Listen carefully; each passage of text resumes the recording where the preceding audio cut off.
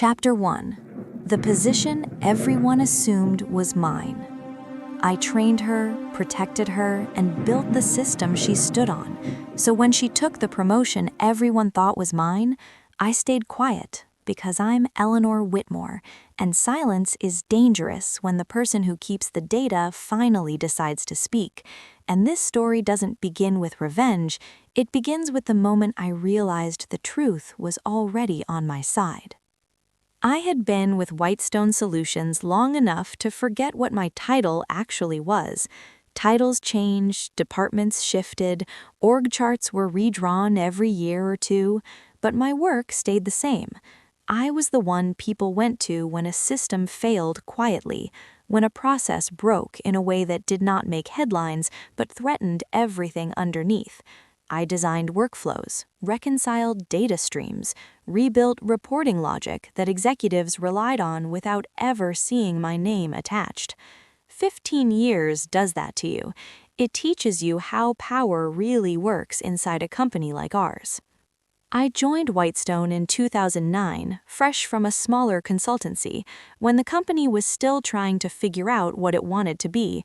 By the time we entered our aggressive expansion phase between 2015 and 2022, I had become part of the backbone. I knew how freight data moved across regions, how technology decisions in Chicago rippled through warehouses in Ohio and ports on the West Coast. I knew which numbers could be trusted and which ones only looked good on slides. I was not loud about it. I never learned how to be. That was also around the time Rachel Monroe entered my life. Rachel came in as a mid-level operations manager, sharp, energetic, visibly ambitious. She asked questions that other people were afraid to ask, mostly about visibility and advancement. I saw potential in her immediately, not because she was flawless, but because she listened. I took her under my wing without thinking too much about it.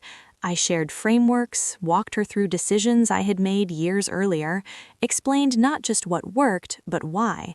Over time, we stopped being just coworkers.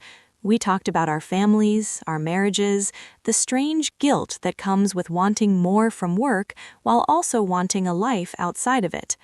For more than 10 years, Rachel and I moved in parallel.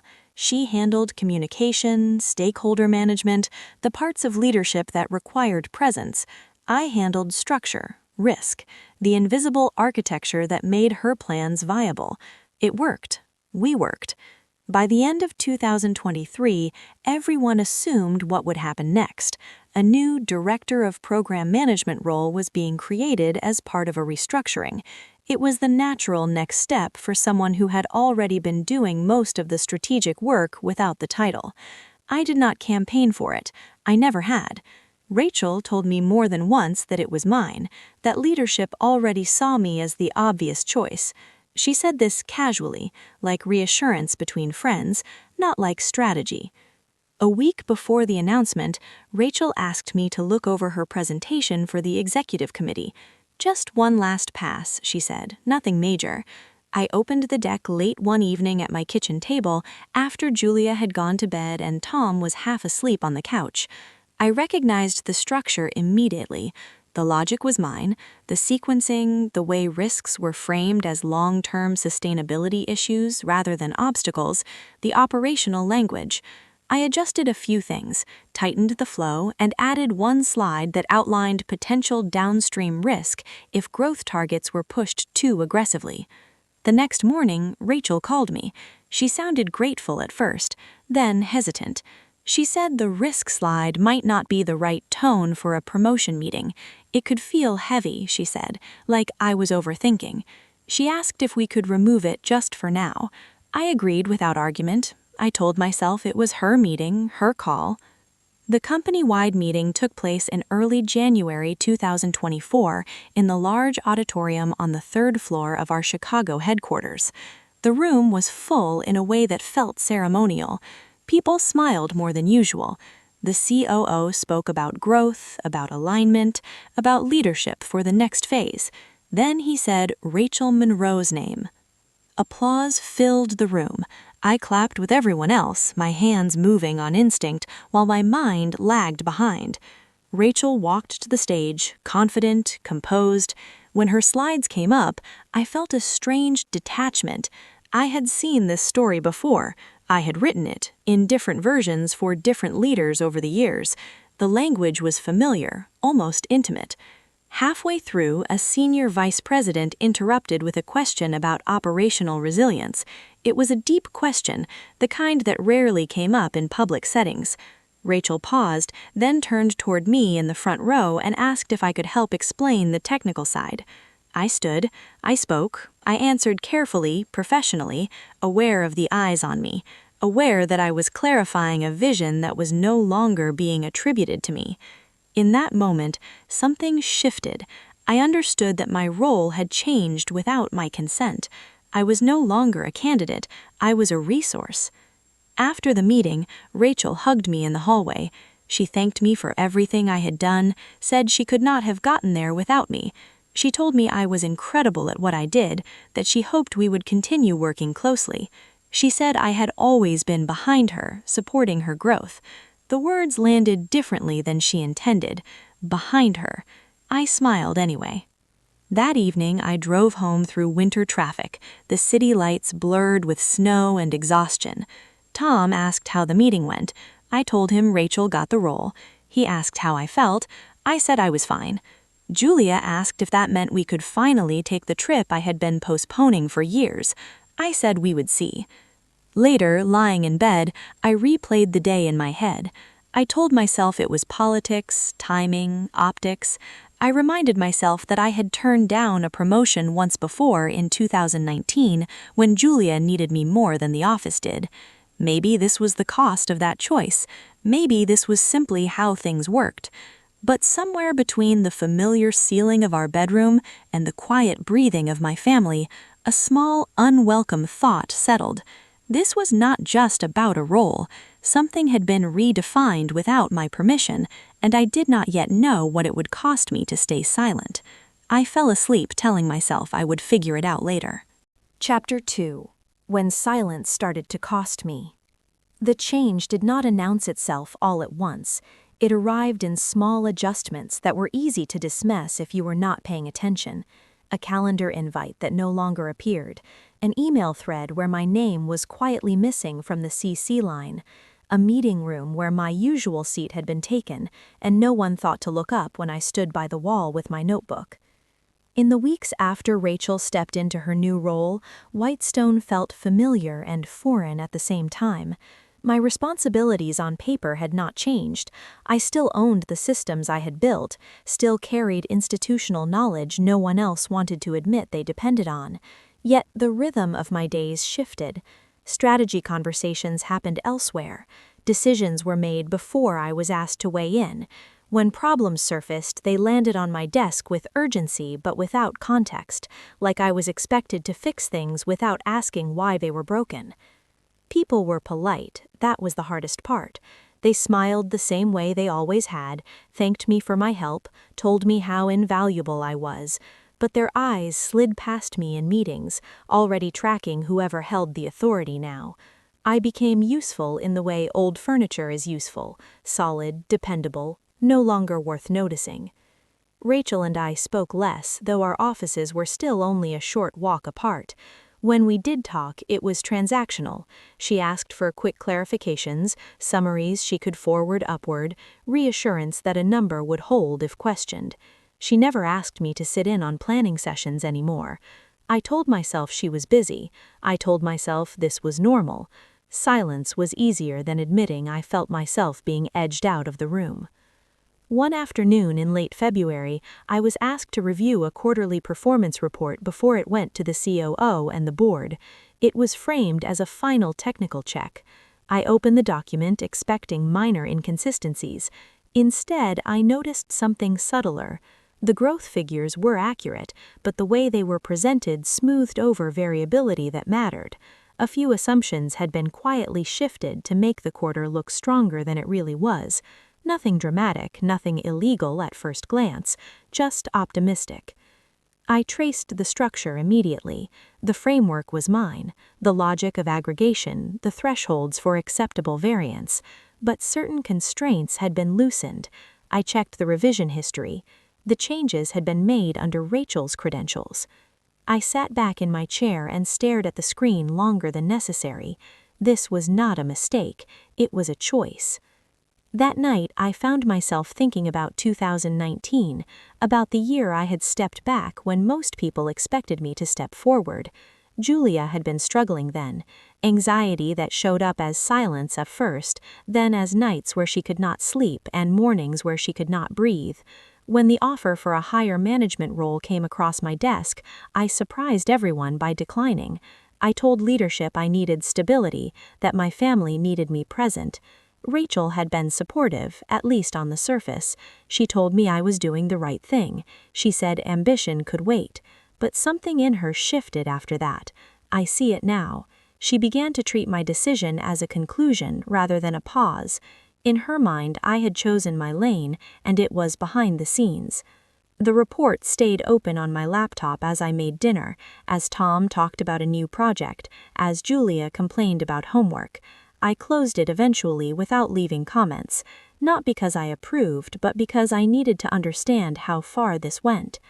The next morning, I logged into the system I had helped design years earlier. It was supposed to have been locked down after the restructuring. Most people assumed my credentials had been limited to surface-level dashboards. They were wrong. My credentials still allowed me to view historical logs, change histories, internal notes, not because someone had forgotten to remove them, but because removing them would have broken dependencies no one wanted to touch. I told myself I was only looking to confirm my suspicion. I told myself this was about protecting the company. But as I pulled records, something else settled in. I was still accountable. If these numbers were questioned later, my fingerprints would be on the system that produced them. Silence would not protect me. Over the next few weeks, I began saving things, carefully, methodically. Emails where Rachel suggested reframing results to align with expectations, messages that emphasized confidence over accuracy, versions of reports that showed how narratives evolved as they moved closer to the board. I did not forward anything. I did not confront anyone. I observed. Rachel noticed my quiet but did not comment on it. She seemed energized, buoyed by her new authority. In meetings where I was present, she spoke about agility and alignment. She talked about trust in leadership. She thanked me publicly for my technical rigor, a compliment that sounded generous but reinforced my place as support rather than partner. There were moments when I considered speaking up, when I drafted emails in my head during long drives home, when I imagined walking into her office and asking her directly why she thought this was acceptable. But each time I stopped, I understood the risk of moving too soon. Without context, without proof, I would become the problem.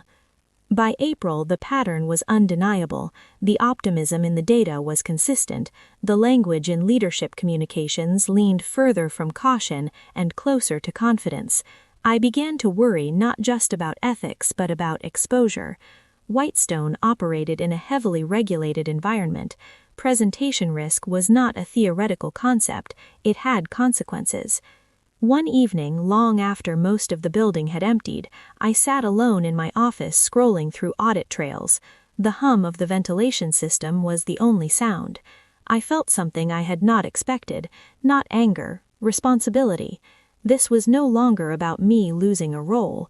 It was about what happened when truth was softened to fit ambition, and about what it would mean if I allowed that to continue simply because I had been sidelined. As I finally shut down my computer, the city outside was dark. I gathered my things slowly, aware that I had crossed an invisible line. I was still silent, but my silence had changed shape. I did not know yet how or when I would speak.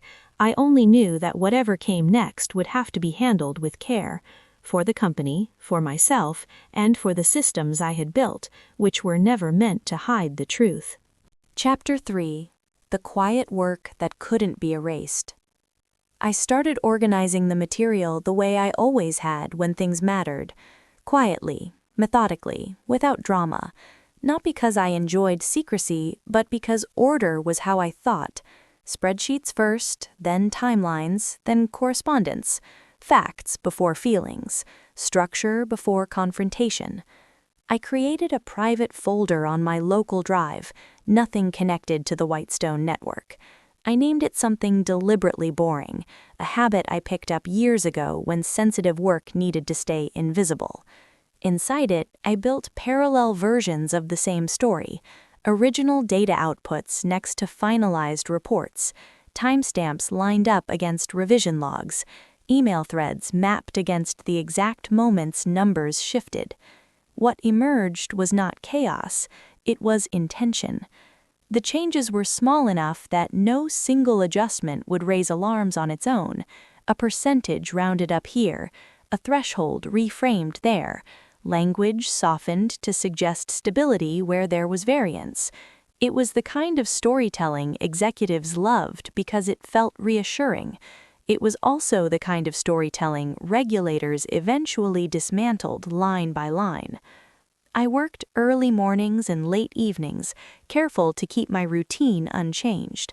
I answered emails, attended the meetings I was still invited to, fixed the problems that landed on my desk. No one noticed anything different. That was the point.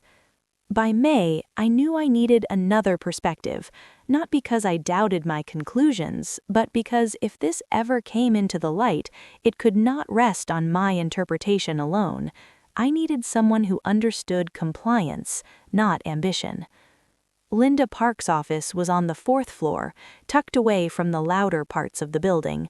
Legal and compliance rarely occupied the spotlight, and Linda seemed to prefer it that way. We had worked together before, usually when something had already gone wrong. This time, I asked for a meeting under the pretense of a routine risk review. She listened without interrupting as I walked her through a hypothetical scenario. I did not mention Rachel. I did not frame it as an accusation. I talked about systems, about presentation choices, about cumulative exposure. Linda leaned back in her chair when I finished. "This could be an issue," she said, "not automatically, but if someone external starts asking questions." I nodded. That was what I needed to hear. "We would need an independent assessment," she continued, "something that does not come from inside operations. If this ever escalates, internal analysis will not be enough." I had already thought of Marcus Reed. Marcus had worked with Whitestone years earlier during an audit that none of us liked, but all of us needed. He was thorough, skeptical, and allergic to corporate spin. He had also left consulting shortly after, choosing independent work that allowed him to pick his clients carefully. I still had his number. I called him one evening from my car before heading home. "I have a question for you," I said after he recognized my voice. "Off the record for now." He laughed softly. "Those are usually the questions that matter." I explained the situation without names, without emotion. I asked if he would be willing to review a dataset and tell me whether I was overthinking. He agreed on one condition. "I want the raw files," he said, "not summaries, not interpretations." That was exactly what I wanted. Over the next few weeks, we met twice in person, both times in quiet coffee shops far from the office. I brought a laptop that never connected to public networks. Marcus asked precise questions. He did not speculate. He followed the trail exactly where it led.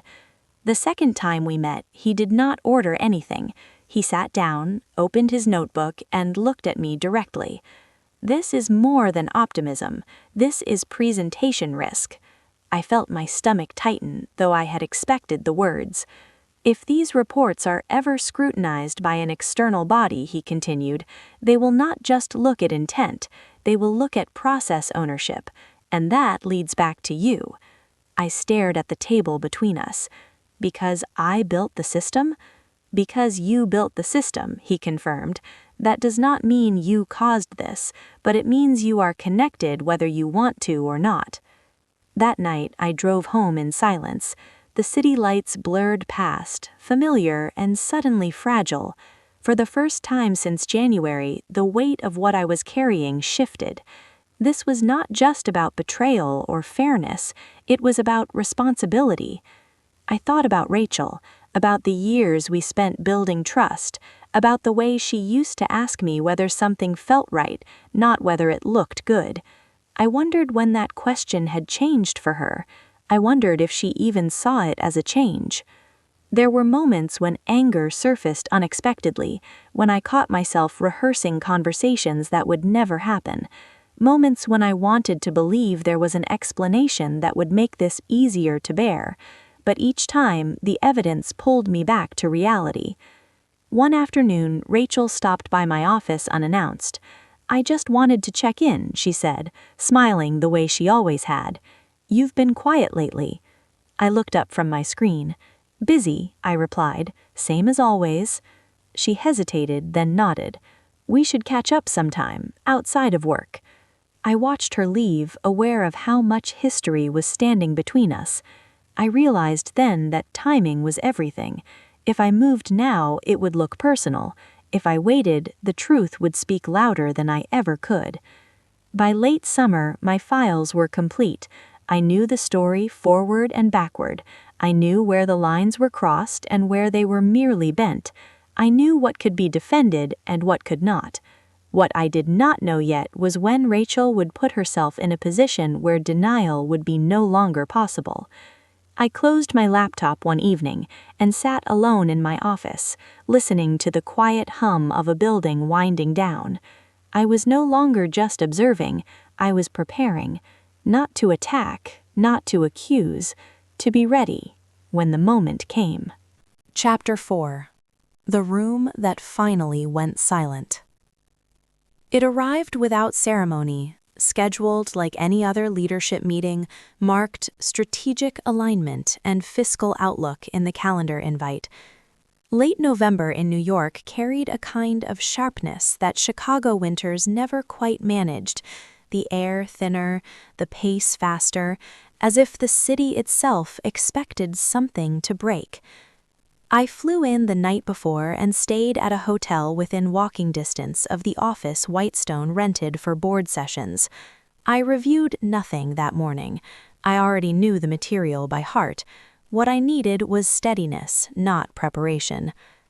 The boardroom was long and glass-lined, overlooking a stretch of Midtown that never seemed to pause. Rachel sat near the head of the table, confident, relaxed, dressed the way people do when they expect to be affirmed. I took a seat along the side, close enough to be useful, far enough to be invisible. That placement felt deliberate. Rachel opened with growth projections for 2025, spoke about momentum, about alignment across departments, about how the company was finally moving with one voice. Her slides were polished, persuasive. The numbers told a story of strength. They always did. I watched the faces around the table as she spoke, familiar expressions, interest, approval, a few nods at the right moments. Then a question came from one of the board members, a man who rarely spoke unless something genuinely concerned him. "How confident are we in the sustainability of these margins if market volatility increases?" he asked. Rachel answered smoothly at first, referencing models and buffers, talking about confidence intervals without naming them. Then he asked again, more precisely this time, about underlying assumptions and variance thresholds. Rachel paused. She glanced at me. "Eleanor, can you speak to that from a technical standpoint?" she said. The room turned toward me. Chairs shifted, pens stopped moving. I stood and opened my laptop. The screen came to life, familiar and calm. I did not rush. I did not look at Rachel. I looked at the board. "I can walk you through the data as it exists," I said, "and how it has changed over time." I began with the original framework, the one I had built years earlier, explaining its intent, its safeguards, its limits. Then I showed the revisions, dates, versions, adjustments that, taken alone, seemed minor, taken together, told a different story. I spoke evenly, naming no one, assigning no motive. I explained how presentation choices affected perception, how optimism could drift into misrepresentation if left unchecked, I introduced the independent assessment without fanfare. Marcus Reed conducted an external review of this dataset, I said. His findings are included in the appendix. A few heads lifted, papers were shuffled. Linda Park, who had been sitting quietly near the end of the table, cleared her throat. From a compliance perspective, she said, what Eleanor is describing represents a risk we would need to address proactively.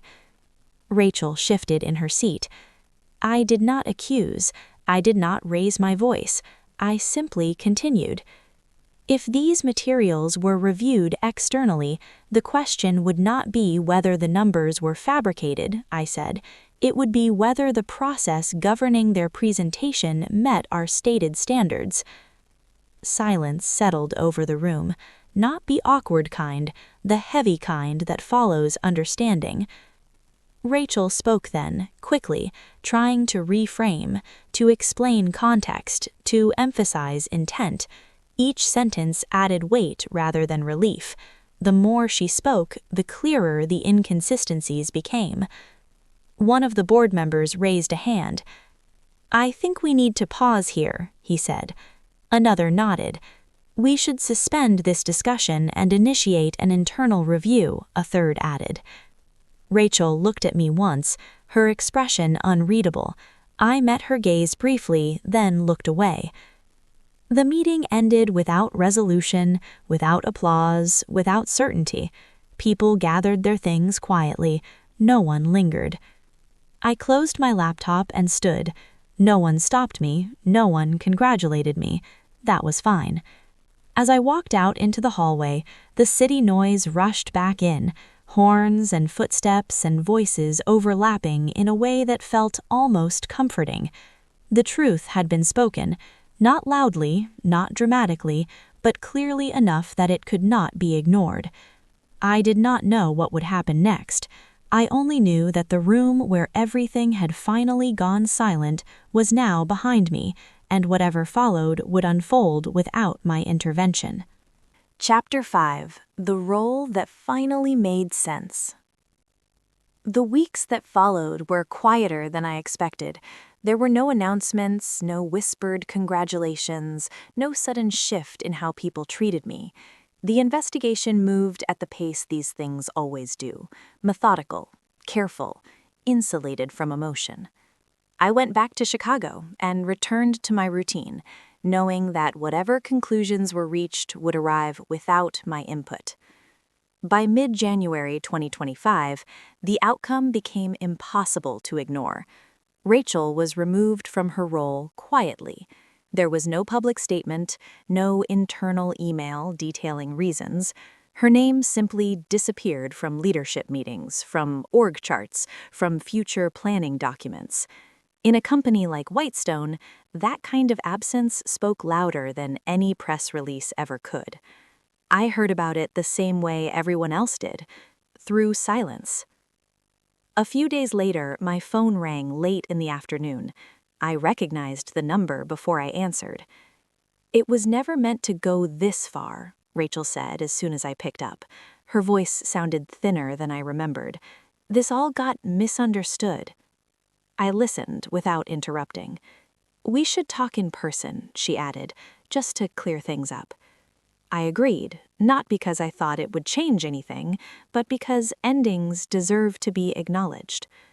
We met in the hallway outside the old operations wing, a place that once felt like home to both of us.